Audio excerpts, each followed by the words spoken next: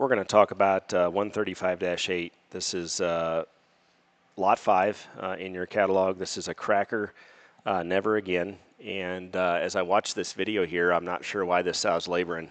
She looks like her front right is actually sort of asleep or really sore. I'm not sure what's going on. My guess is she took a hog cart ride from the sow barn up to the grass patch, and somewhere along the line she got a little banged up. But historically, this sow is not like this, and normally she'd be at a dead sprint, I would guess. But this sow has been awesome, and I'll be honest with you, this is probably the sow that I lobbied to be Lot 1 in a lot of ways.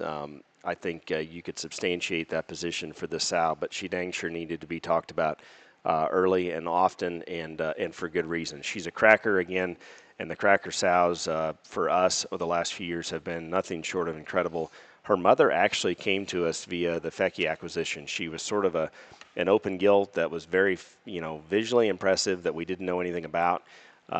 Never Again was a never before son that they had access to over there, and this sow, she's really surfaced. Her very first litter was out of Trenches.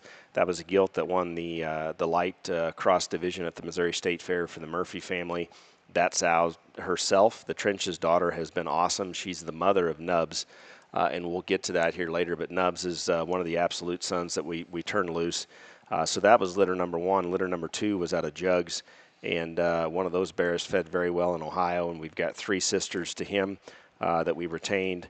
She would have had Move the Needles here recently, and the bear that won the light crosses at St. Angelo was out of that litter. There was another mate bear to him that did well there in the jackpot circuit in Texas. That was an awesome pair of light crosses.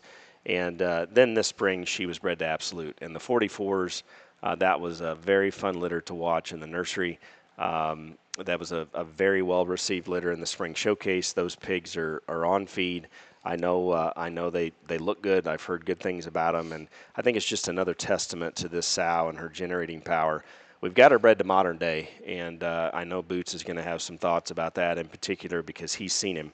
But I can't overstate just how good this sow has been, how good I think she'll continue to be. I mean, this is a very youthful-looking sow. She's great in the crate.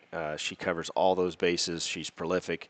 I think she'll contribute, and I think we'll talk a lot in this particular segment about blues, and we've made a concerted effort to make better blues here on the hill, and I think you're going to see a lot of evidence of that in the sows that we're going to offer. Don't take that lightly, and I think it's a tremendous opportunity for the buyer. Yeah, and to be honest with you guys, it probably took me, I'd say, until last September when we were down in Texas at our pig sale, and we were kind of putting a sale order together and trying to figure out, how we were going to do that, and going through all these blue ones that we had down there, where this sow kind of consistently just hit in terms of all the bottom side of the pedigrees that we were contemplating on the top tier of those pigs in terms of sale order. And then from then on, she's always been a mental highlight here for me. We start going back again. I think her first litter here was the mother of the Murphy Blue Gilt. That was very, very good, and she's obviously been very potent in terms of her generating ability. The blue bear that I mentioned there in terms of sale order lineup last fall was very good. Like Jesse said, there won the light crosses there at Angelo, and then I can tell you, in terms of a steri step and trying to get better every generation, I think without a doubt the sow's best litter was this winter or this spring. I saw, I guess, a pair in Ohio. That might be the favorite pair of just pigs that I've probably seen this spring. That look very, very good going forward there. Very excited about her pigs that we'll be showing this summer. And then, like I said, bred to modern day there. I think this might be, right in line with some of the aggressive stuff that's worked in terms of how she's bred. Without a doubt, modern day was one of the shortest backed, heaviest structured one that had just very, very unique proportions.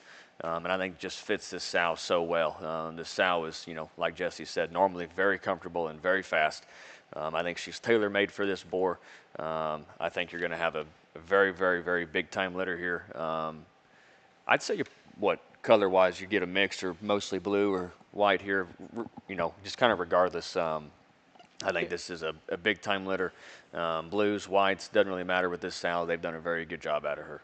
Historically, she's had blues and belts, a few whites, but mostly blues and belts. And the belts have been sparing. In fact, like her absolute litter, she had a pair of gilts that were sort of chromed up out of absolute, and the rest of the litter was blue.